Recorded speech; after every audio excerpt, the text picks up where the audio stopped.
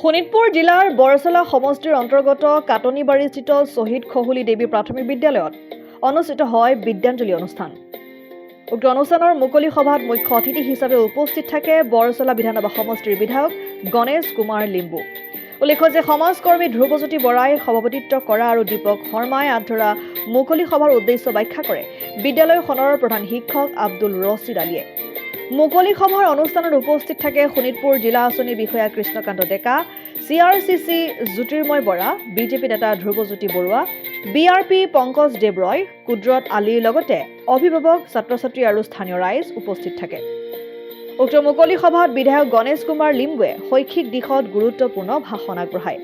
ঢেকিয়াজুলিৰ পৰা প্ৰশান্ত বৈশ্যৰ report, Assam Aditya. NKS হুণ্ডাইলৈ স্বাগতম। নৰ্থ ইষ্টৰ প্ৰথম GDSI 2.0 ফিচাৰ্ছ ডিলাৰ হৈছে NKS হুণ্ডাই। অত্যাধুনিক সা সুবিধাৰে তৈয়াৰী মষ্ট আপডেটেড হুণ্ডাই ডিলাৰ এতিয়া ডিব্ৰুগড়ত।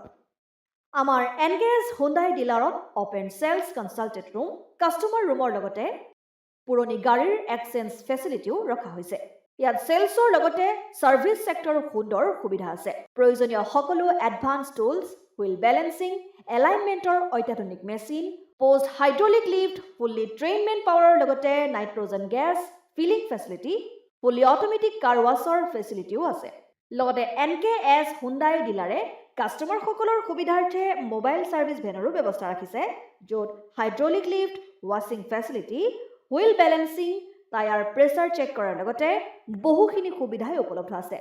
NKS হুণ্ডাইলৈ আহক আৰু সুবিধাসমূহ গ্ৰহণ কৰক।